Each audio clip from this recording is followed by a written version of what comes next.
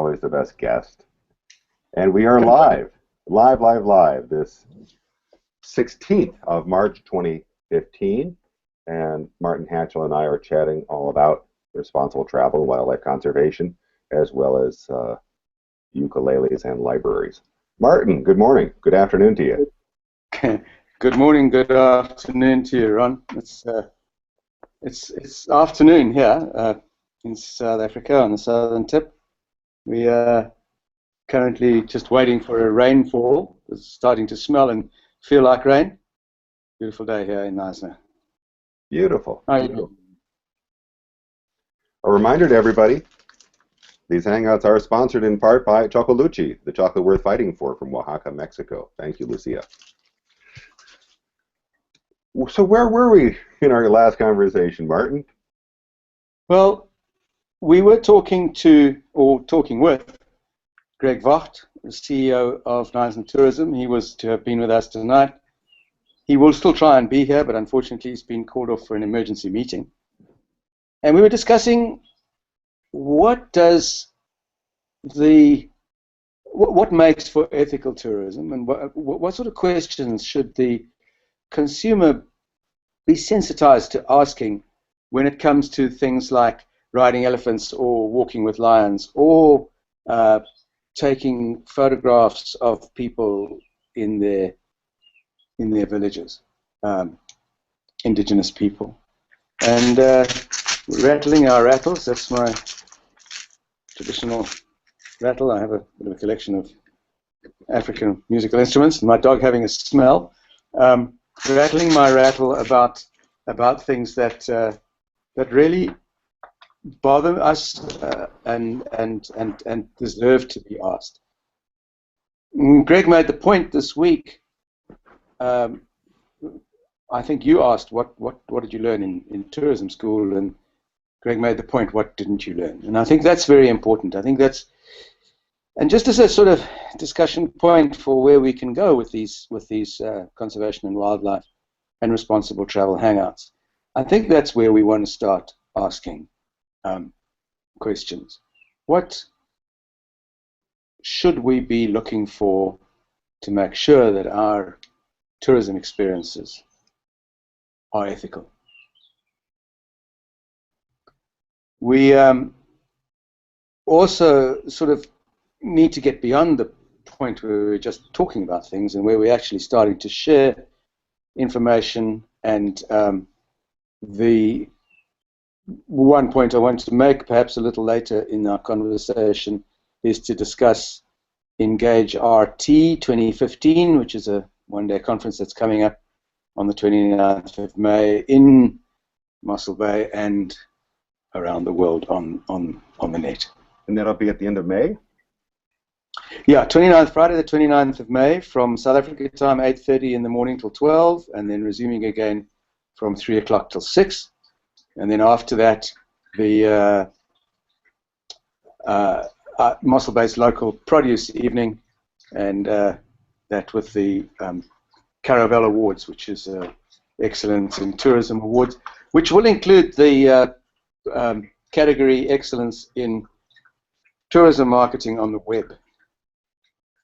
Well, that is a mouthful, and I just wanted to show this screen. Do you remember seeing this picture of ecotourism? Yes, I did. I saw it. I think you tweeted it earlier, or you... Oh, I tweeted it earlier. Facebook? I tweeted this earlier, and we've been taking a look at this for a couple of years now, of the slow and steady decline of ecotourism. And we'll chat a little bit about that in our chats as well. You know, for me, ecotourism should be the word that says responsible travel and wildlife conservation. But ecotourism has become when even I don't want to use it as kind of the brand of a hangout topic, I think we really need to be looking at, well, wait a minute, where did, you know, ecotourism get off the tide? It got hijacked. I think it got hijacked in the same way that the word green has got hijacked. Enviro has become hijacked. You now get a sort of ecotourism diesel locomotive driving tour, game watching tour to go and see as many of the big five as you possibly can, as quickly as can, with as much diesel thrown into the air as possible, as much noise as possible, and get the photographs. And that's what ecotourism has become. And there's no engagement. I don't think there's any real value. Again, the question is, we're bantering over words when we don't necessarily have to agree on a specific meaning. Yeah. And the question really is, well, what are people looking for and what are they asking for? And in one of my conversations with a colleague this week, who I'm hoping to bring into the Hangout, he was saying, we thought that ecotourism would have an effect on mainstream tourism, and we thought it would have a positive effect, but we haven't seen it yet. Are we all going to be just dissatisfied with the tourism sector, the conservation sector, for really failing to connect? I am. I mean, we should be so much further along the curve here.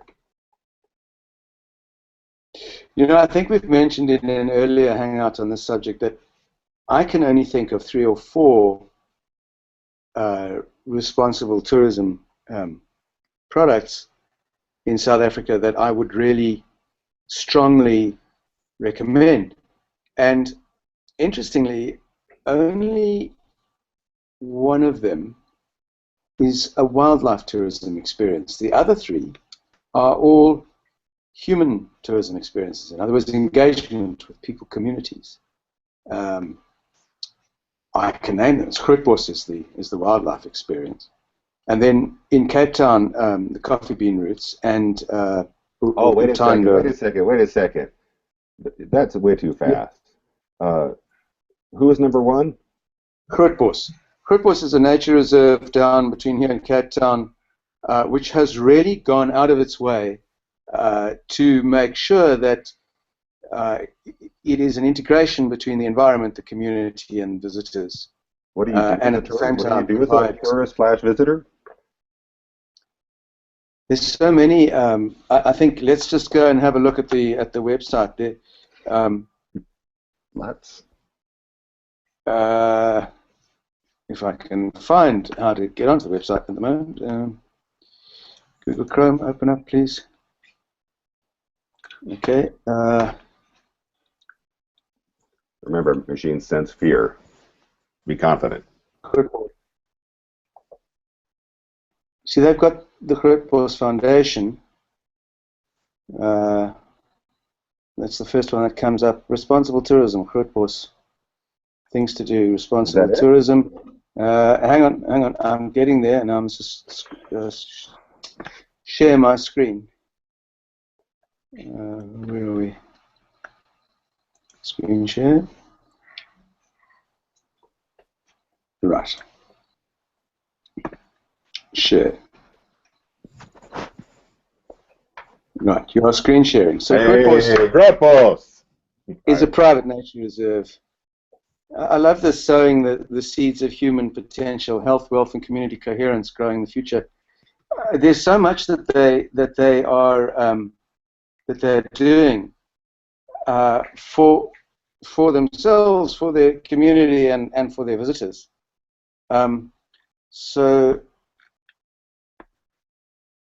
They actually talk about responsible tourism. They do. Your visit to Grootbos is about much more than just 5-star accommodation and eco-adventures. It's about making a real and effective contribution to the unique natural environment of the Walker Bay region and its people. Walker Bay is down closer to Cape Town than we are now.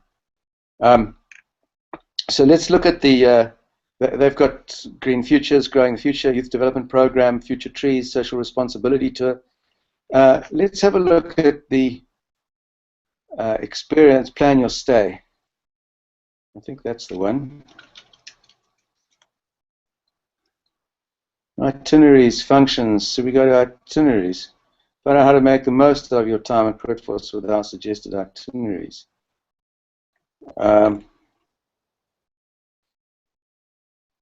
Classic. We've put together a collection of curated experiences to help you decide how to make the most of your precious time.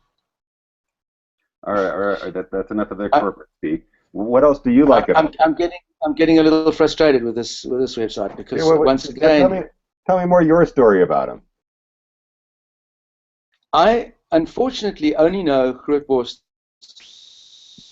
from how do I understand? Oh, there you go.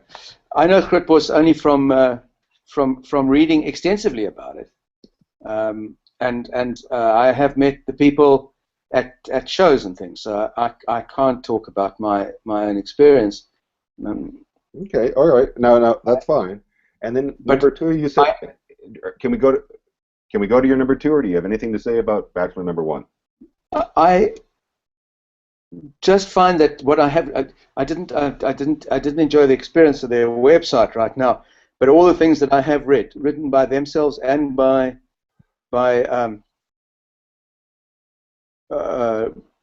what's the word, independent people, has made me convinced that Grootbos is one of the responsible tourism products that we can easily promote as a responsible tourism product. And also, I'm sad that Greg isn't here because he does have personal responsibility. All right. Moving on. Can we go to Tando? Coffee House Roots? Coffee House Roots. Well, yeah, I think you should talk about Coffee House Roots because Coffee Beans Roots? Didn't you spend time with them? I did spend time with them. Okay, so let's hear your experience. And that's Ian? Because I'd like to hear your experience. Is that you Ian saw them or Ian, or how do you pronounce this? Yeah, Ian. What's his last name? His surname escapes me, but Ian, yeah. But, tell us about your experience. I was, again, if it's about personality, if it's about vision, if it's about integrity, what I saw in my encounter with Ian was just first rate. And whether it was climbing a bit of Table Mountain or going on the jazz safari night, I mean, these were exceptional experiences. And as tourism services offerings would go, probably, among the very best I've ever seen in the world. Amazing. Yes. So, would I be, a bigger fan if I were there? Certainly, because again, it's where I see innovation. It's where I see the walking the talk. What was the innovation? What was the innovation? How did you see the innovation? Well, the jazz safari, for example, taking people into the townships, into the suburbs, we should be calling it, and having your dinner with a family, and then going on to progressive rounds of cocktails afterwards. And it was, it wasn't, I mean, it took the whole idea of a booze and cruise trip. What do we love about it? The booze. But it modified it in a way that, you weren't rip-roaring drunk at the end of the night. It was much more about the cultural immersion and the experiences, the conversations with the artists, the people. Everybody had, these were entertainers. These were jazz, fine jazz musicians, singers. And the idea that you could meet with them in their homes, wonderful. If you could eat with them, I mean, I remember this buffet of South African delicacies. It was, served kind of as a buffet style. Wonderful. I mean, again, I can only imagine how that could be applied, for example, in Oaxaca, Mexico, where I was living. If you had people who really could appreciate the conviviality, I think that's what really sold me on that. Definitely in my top 10 of the whole world. Moving on. Utando, I'm going to share my screen again. This is a project that it's run by a fellow called where's my brain? It's run by a fellow called James Fernie. James Fernie, who's if I remember correctly, a qualified lawyer who decided that he wanted to be involved in more interesting and rewarding work, and he has started this touring company which visits he calls it philanthropic cultural tours. They visit various projects in various underprivileged township areas of South Africa, I mean of Cape Town. Township being our sort of term for underprivileged areas, slum areas. And it's a bit of a throwback to apartheid. I heard you saying earlier, changing it from township to suburb, and we should be calling it. And these tours, you can see at the bottom of the page here, they visit an enormous data, and each, I mean, the tour that you go to will probably only visit 3 or 4 of these projects. But look at the number of different projects there. Balimi Bezekaya is an urban agricultural program where they are literally producing huge amounts of food in very small areas. The Amy Beale Foundation. Amy Beale was an American woman who came to South Africa and was murdered while she was here, and her family have set up this foundation for youth development. I have been with them to, let me just read this, the Ezeka Cooking School, where they showed us how they are teaching people to become chefs. I've been with them to the Hout Bay Music Project. Amazing. They're teaching these kids from this underprivileged township how to play on classical instruments and producing really good quality classical music. And the amazing thing is that the kids don't get to take, when I was there, the kids didn't get to take the instruments home. So they had to come to the club where they were practicing, and they had to practice. They couldn't, practice at home, and yet they were producing this amazing classical music. And having played music in my younger days, it's not easy music to play. I went to the Ekapa dance school, Jikeleza Dance Company, and I think there was one other. It could have been Kumbalani Center. Oh, it was Teabag Designs. I went to the where they are literally teaching people how to make things out of dry tea bags. Like, hey Martin, can you turn the screen? Can you change the screen or turn it off? Yeah, I'm going to unshare my screen now because we've looked at it. What do you think we'll be calling sharing and unsharing in 10 years? I'm going to bet it's not sharing and unsharing.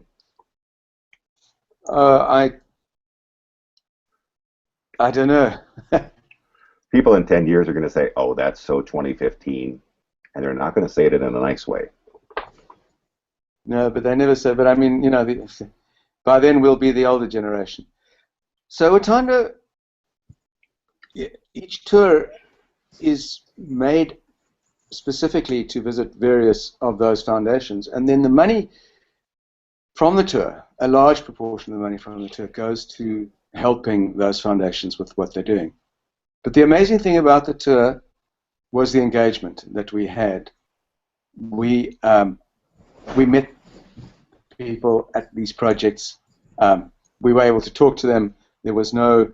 I didn't feel, and I've done township tours in South Africa before, and I've always felt uncomfortable because here you're going into almost a neutral space, but not a neutral space. The neutral in that it's not a person's home that you're going to.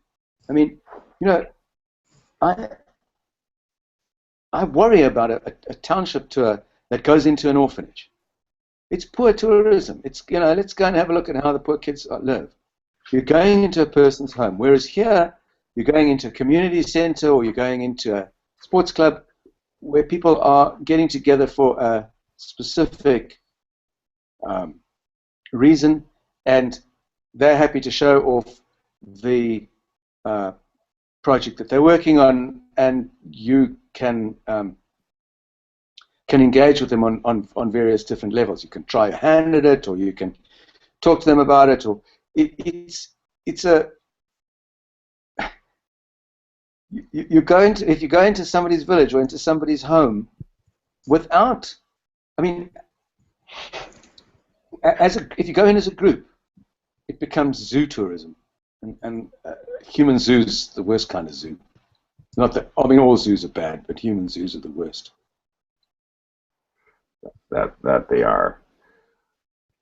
So, Is there a number 4 on your list? How many were you going up to? I think let's stick with those three. Let's stick with those three, because I think it gives the kind of broad thing. Well, here's my challenge to you, Martin. Martin, here's my challenge to you. See if we can invite these folks to join us next Monday. We could try. I mean, I think we can try, and we should have the most engaging and provocative conversation about South Africa travel here on the web. Oh, the ideas. So the question is, not the question, the challenge, if you wanted it, is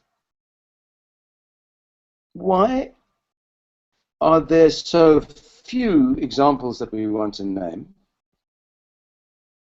Why are the few doing it correctly and the majority doing it incorrectly? Is it because the few know what they're doing or are prepared to take risks? Or is it because the majority are just following everybody else's leads and believing that what they're doing is offering the consumer, which is the visitor, the experience they think the consumer wants? Do we know what the consumer wants in terms of responsible travel? And the big question on my mind then, because we asked, you showed that graph of ecotourism earlier, does the consumer want to get beaten over the head all the time? You must do the right thing, you must do the right thing.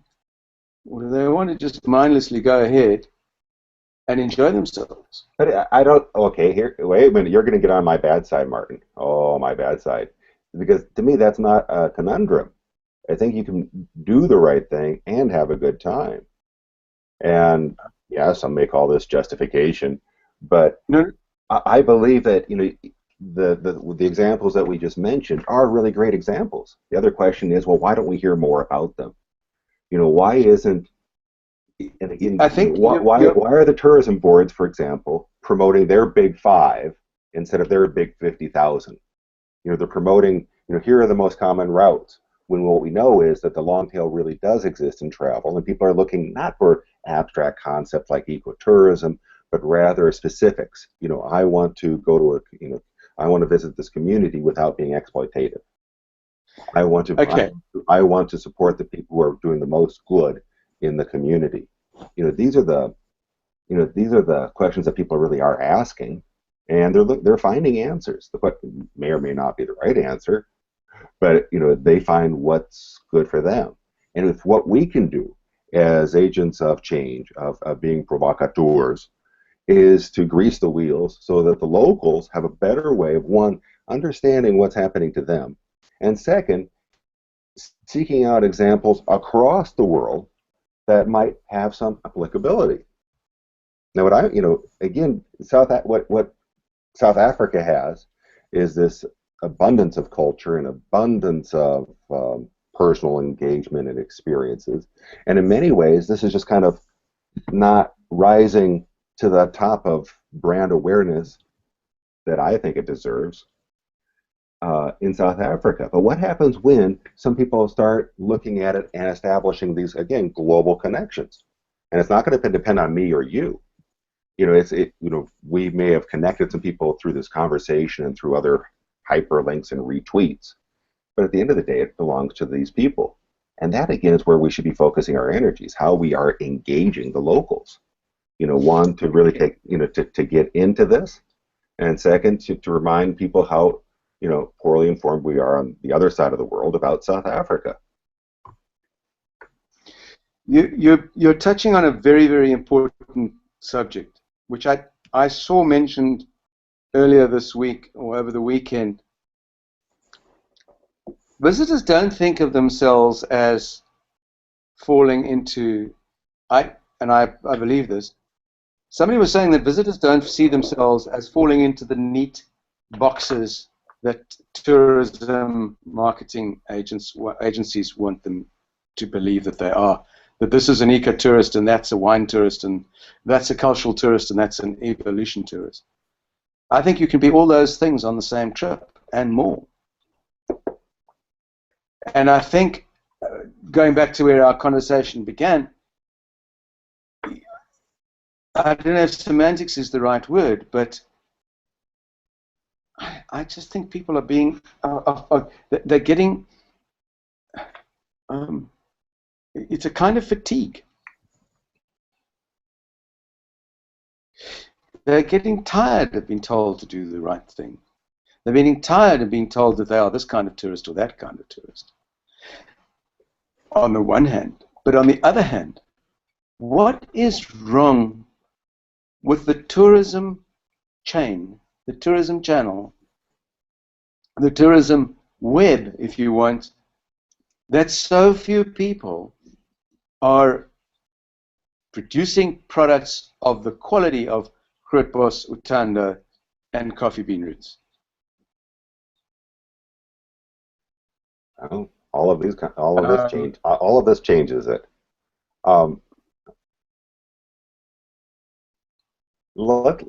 Let's wind up our hangout. Okay. I'll be happy and invite people back next Monday, same time, same channel, and we will see. As I say, here's our challenge. Let's get a couple more people and focus in on this topic and hear what they have to say. Indeed. I just want to mention one other thing before we do. There is one other product that I should have mentioned, and of which I'm actually very proud, because I have a small part to play in it, and I didn't even think of it. And that is the Point of Human Origins experience at Musselboy's Pinnacle Point Caves. www.humanorigin.co.za.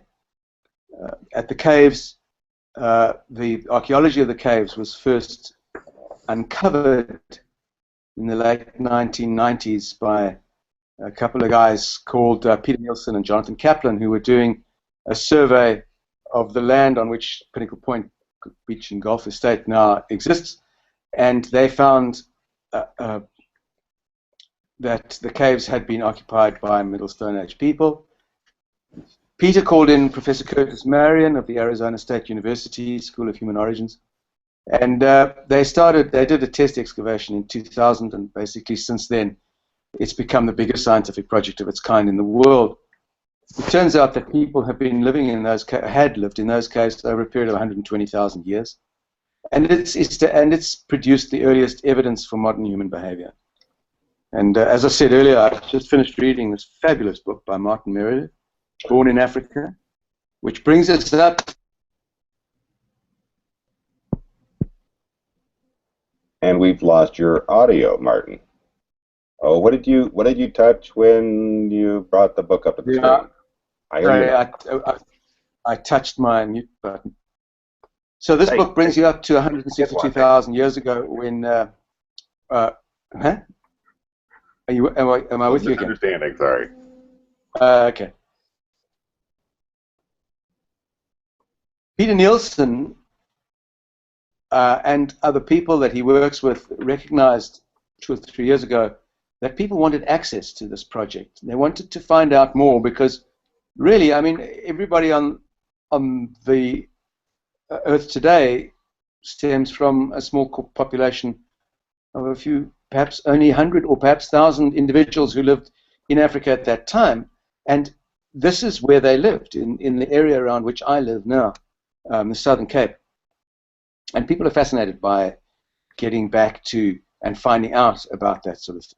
So it's like together. So it's like Meanwin, 170,000 years ago. What wind? Meanwin, like meanwhile, but I guess it'd be Meanwin. Meanwin. Well, 162,000 years ago. That's why we talk about 162,000 years of holidays in Mossel Bay. Peter and 163. No, 162. People and Peter and a couple of other people, like the Homeowners Association, realized that people wanted access to these caves, and together with the with Curtis's project and others, they've created this point of human origins experience, where you can now go and you engage with Peter, discuss what they've found, and visit the caves. And it is a small, and this is where Anna Pollock's thinking comes in. It's a small experience. It doesn't run every day. Peter's unable, because he's also a consulting archaeologist, he's unable to do tours every day or all day. He does a limited number of tours for a limited number of people. But it is a true engagement. And I think it falls into the criteria of what we're talking about for responsible travel. Beautiful. Well, it certainly does. We're going to wind down our hangout here, or go for the next 3 hours and have brunch and or the late night snack. That's the hangout to have, from one food event to the next food event. And with overlapping, of course. Well, but we will wind this down here, and we'll chat more next Monday at this very same time, very same channel. And Martin, many thanks. Always great to chat with you.